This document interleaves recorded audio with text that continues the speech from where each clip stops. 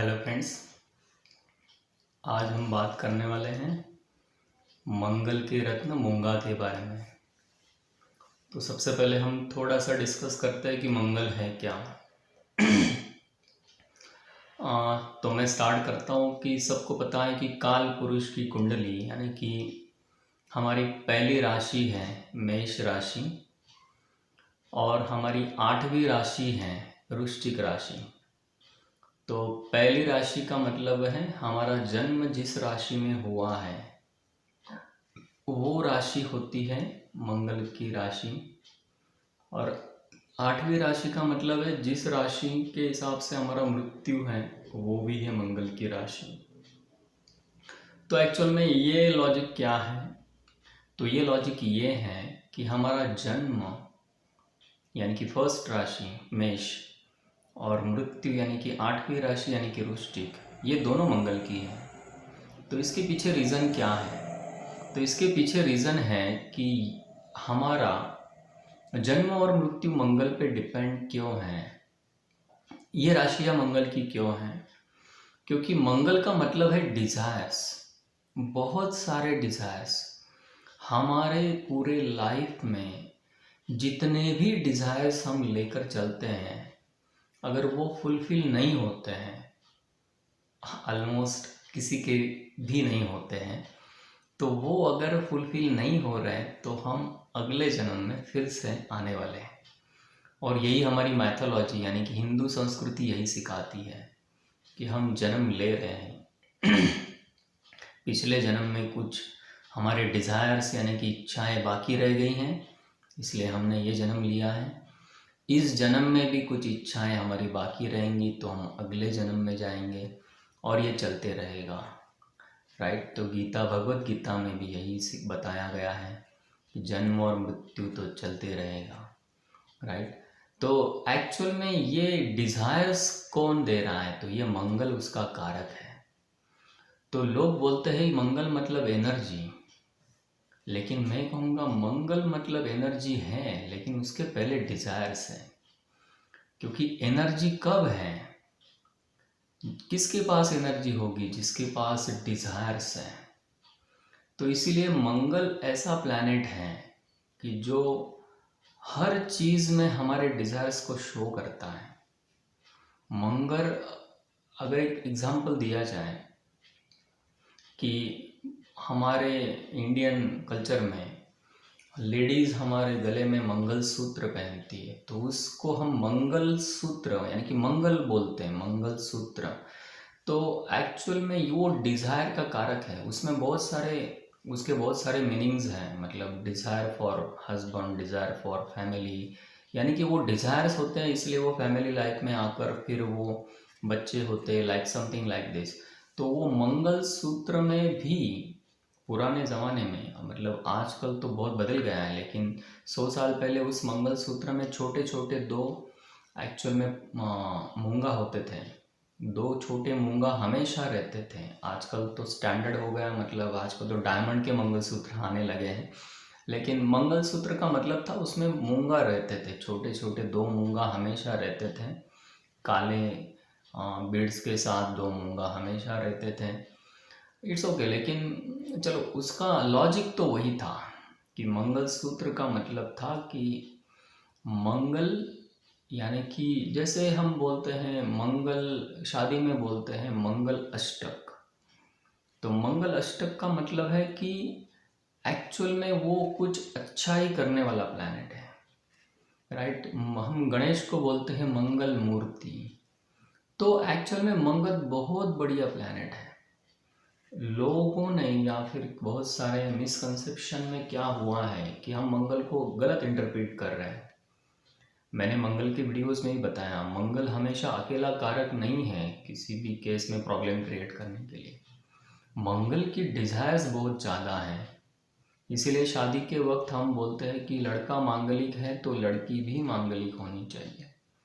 तो डेफिनेट है, लड़का मांगलिक है यानी कि उसके डिज़ायर्स बहुत ज़्यादा है, उसकी एनर्जी बहुत ज़्यादा है।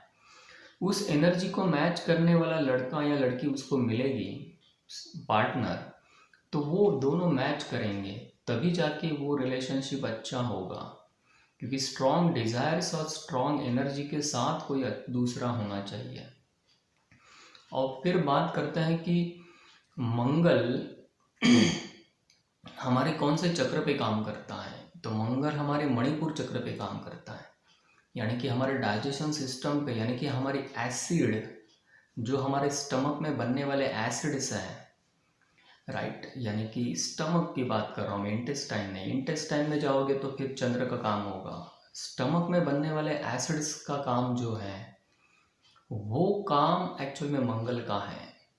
जिनका मंगल बहुत स्ट्रांग होता है उनको एसिडिटी की हमेशा थोड़ी इशू रहती है। क्योंकि मंगल अगर स्ट्रांग है तो समझ लीजिए कि आपके डिज़ायर्स ज़्यादा है, साइकोलॉजिकली बहुत ज़्यादा डिज़ायर्स हो रहे हैं, तो एसिड्स तो बनेंगे, इसमें कोई बुरी बात नहीं है, एसिड्स तो बनेंगे। यानी कि डाइजेस्टिव ट्रैक्ट में वो उसका इफ़ेक्ट हमेशा दिखाएगा, मंगल हमेशा इफ़ेक्ट दिखाएगा, क्योंकि मंगल का मतलब ही अग्नि है। मंगल भूमि का कारक है। मंगल अग्नि का कारक जैसे है वैसे ही वो भूमि का, यानी कि भूमिपुत्र बोला जाता है। मंगल बहुत मेहनती भी है, इसलिए वो मेहनत का कारक भी है, बहुत मेहनती होते हैं मंगल वाले लोग। तो ऐसे बहुत सारे कैरेक्टर्स हैं मंगल के, जो हम गिनते गिनते बहुत टाइम चला जाएगा तो हम प्लैनेट के सीरीज़ में देखेंगे। लेकिन आज हम बात करने वाले हैं कि मंगल का रत्न किसे पहनना है। तो मैं कहूँगा मंगल का रत्न जो मूंगा है उसे किसे पहनना चाहिए। तो मैं कहूँगा, जैसे मैंने बताया अभी, कि मंगल का रत्न तो कई साल पहले तक तो हर कोई लेडी पहन रही थी। तो ये तो बहुत सिंपल है कि हर कोई पहन सकता है। अगर हर लेडी पहन रही थी तो वो तो कुंडली देख के नहीं पहन रही थी, वो तो उसके मंगलसूत्र में पहले से था। तो एक्चुअल में ऐसा नहीं है। मंगल का मतलब है जो पॉजिटिविटी का कारक है, एनर्जी का कारक है, डिज़ायर का कारक है। अगर किसी के अंदर डिज़ायर नहीं है, जैसे कि बहुत सारे लोग हैं घर पे बैठे बैठे सोच रहे हैं कि मुझे जॉब नहीं मिल रही, मैं कुछ ये कर रहा हूँ वो कर रहा हूँ, नहीं हो रहा है, तो मैं कहूँगा ऐसा नहीं होगा। आपको घर से निकलना पड़ेगा। आपको कुछ करने की एनर्जी कौन दे रहा है? कुछ करने की एनर्जी मंगल दे रहा है। तो ये मंगल की एनर्जी कब आपको मिलेगी? जब आपका मंगल कुंडली में अच्छा होगा। तो ये एनर्जी प्रोवाइड करने का काम मंगल का है। बहुत बार क्या होता है कि कुंडली में मंगल खराब है और फिर हम बोलते हैं कि मंगल खराब है। जैसे कि समझ लीजिए, एक सिंपल सा एग्जांपल दे रहा हूँ मैं, क्योंकि ये हमेशा मिसकंसेप्शन होती है कि एक छोटा सा एग्जांपल कि कर्क लग्न का कुंडली है, ठीक है, कर्क लग्न का कुंडली है, उसका कर्क लग्न की कुंडली में 10th हाउस का लॉर्ड यानी कि दशम भाव का स्वामी मंगल है और वो मंगल लग्न में बैठा हुआ है। अब समझिए, चीज़ को समझिए कि कुंडली में देखना क्यों ज़रूरी है।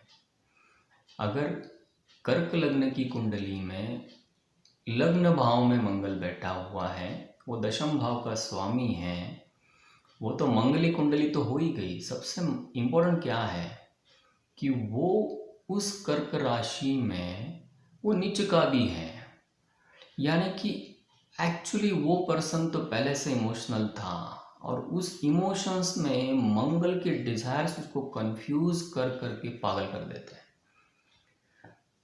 ऐसे लोग बाहर एनर्जी या फिर बाहर का एग्रेशन दिखाने या फिर एनर्जी दिखाना, डिजायर्स दिखाना इनको कभी आता नहीं है, क्योंकि वो इमोशनल है तो उनके डिज़ायर अंदर घूमते रहते हैं, वो सब चिड़चिड़ापन रहता है, फिर वो अंदर ही अंदर वो मंगल उनको क्या बोलते हैं ना, उसको एक तरह से धीरे धीरे खींच के पागल कर देता है।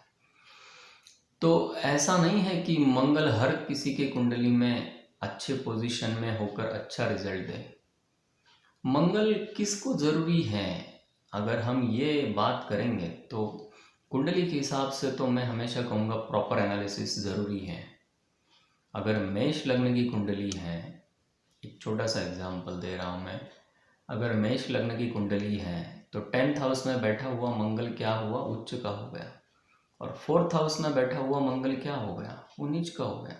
यानी कि मेष लग्न की कुंडली है और 4th हाउस में बैठा हुआ मंगल नीच का है, तो फिर वो मंगल उस पर्टिकुलर आदमी के घर में उस पर्टिकुलर एग्रेशन और एनर्जी और डिज़ायर की वजह से हमेशा कॉन्फ्लिक्ट बना के रखेगा। आप कितने भी मूंगे पहन लो, 2 या 4 दोनों हाथों में पहन लो, कुछ नहीं होने वाला है।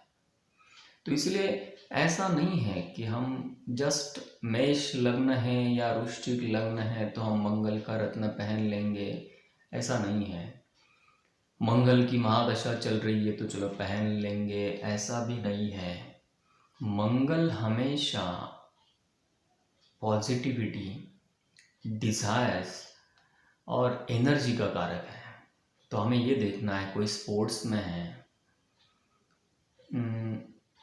चलो कोई पुलिसमैन है, मिलिट्री में है, या फिर कोई बहुत एनर्जेटिक काम कर रहा है, स्पोर्ट्स पर्सन भी बहुत ज़्यादा, क्योंकि उनको बहुत ज़्यादा एनर्जी की ज़रूरत होती है। तो वो एनर्जी एक्सप्रेस करना या फिर उस एनर्जी का यूटिलाइज करना, ये मंगल का काम होता है। अगर हम उस मंगल को अलग तरह से देखेंगे कि चलो इस राशि में इस भाव में पहनना है, तो ऐसा नहीं होगा। अगर मंगल पे शनि की दृष्टि है तो ये भी प्रॉब्लमेटिक केस है। मंगल के सामने राहु बैठा हुआ है, ये भी केस अलग है। मंगल राहु एक साथ है, ये तो बहुत डिज़ायर्स को बढ़ा देंगे। मंगल शुक्र 12th हाउस में है, फिर आप मंगल का रत्न पहन रहे हो, ये भी प्रॉब्लमेटिक है। तो एक्चुअल में आपको ये प्रॉपर एनालिसिस के साथ ही पता चलेगा कि मंगल का रत्न कब पहनना है। लेकिन फिर भी मैं कहूँगा कि मंगल का रत्न पहनने से कुंडली के सब चेंज तो नहीं होंगे, लेकिन ये ज़रूर है, मंगल का रत्न आप में बहुत एनर्जी ज़रूर देगा। आपके मणिपुर चक्र को मतलब एक्टिवेट करेगा, आप में कुछ एनर्जी ज़रूर प्रोवाइड करेगा। आपके डाइजेशन में कुछ इशू है, एसिड प्रॉपर नहीं बन रहे हैं, तो वो एसिड ज़रूर बनाएगा। जैसे कि समझ लो, एक एग्जांपल एसिड के लिए भी एक एग्जांपल देता हूँ मैं कि चलो वृश्चिक लग्न है, वृश्चिक लग्न की कुंडली में वृश्चिक राशि में ही मंगल बैठा हुआ है, 1st हाउस में मंगल बैठा है खुद की राशि में। ऐसे लोगों में इतनी एनर्जी होती है कि वो बुढ़ापे तक थकते नहीं हैं। मतलब देखो, उनकी पूरी बॉडी थक जाएगी, यानी कि वो बुढ़ापे तक उनकी को समझो कि स्पाइन की प्रॉब्लम हो जाएगी, मंगल की वजह से ब्लड प्रेशर बढ़ जाएगा, थोड़ी बहुत हार्ट की प्रॉब्लम होगी, घुटने की प्रॉब्लम आ जाएगी, लेकिन एनर्जी और डिज़ायर ख़त्म नहीं होंगे। बहुत लोगों को लगता है कि मंगल का मतलब है कोई बॉडी बिल्डर होगा, बहुत डैशिंग और बहुत जिम जाने वाला। नहीं, मंगल की एनर्जी एक्चुअली डिज़ायर वाली होती है। मंगल की एनर्जी फिजिकली कोई प्रिडिक्ट नहीं कर सकता, ये समझिए हमेशा। मंगल की एनर्जी फिजिकली कोई किसी की प्रिडिक्ट नहीं कर सकता। मंगल की एनर्जी हमेशा अंदर से होती है। मंगल की एनर्जी हमेशा डिज़ायर वाली होती है। अगर किसी के अंदर कुछ डिज़ायर आ जाएगा तो उसको कोई रोक नहीं सकता, वो उस एनर्जी के साथ आगे बढ़ेगा। इसीलिए मंगल का प्रिडिक्शन हमेशा अलग है। एक्चुअली डिज़ायर तो राहु के भी होते हैं, लेकिन मंगल की डिज़ायर अलग है। राहु की डिज़ायर लस्टफुल है, मंगल के डिज़ायर अलग अलग डायरेक्शन में जा सकते हैं। तो मंगल की एनर्जी को हम कभी स्टॉप नहीं कर सकते। अगर आप स्टॉप करोगे तो मेंटल ऑगोनी होती है। जैसे मैंने कहा कि मंगल के साथ चंद्र है, तो फिर अगर वो एनर्जी बाहर एक्सप्रेस नहीं होगी तो अंदर उस आदमी को अंदर से ख़राब करते रहेगी, अंदर से खोखला कर देगी, उसको अंदर से इतना ख़राब करेगी कि वो हेल्थ इश्यूज़ को बढ़ा देगी। इसीलिए मंगल की एनर्जी हमेशा बाहर एक्सप्रेस होनी चाहिए सोसाइटी में, तभी जाके उस एनर्जी का प्रॉपर यूटिलाइजेशन होगा। ये मेरा हमेशा से ओपिनियन है। तो आपको किसी को भी मंगल के बारे में, मूंगा रत्न के बारे में, किसी को लगा होगा मैंने मूंगा किसे पहनना है तो बताया नहीं। मैंने कहा मूंगा कोई भी पहन सकता है, लेकिन विथ प्रॉपर एनालिसिस। फिर भी कोई भी पहन सकता है जिसको लग रहा है मुझे डिज़ायर्स को एक्सप्रेस करना है एनर्जी के साथ, तो फिर कुंडली को मत देखिए।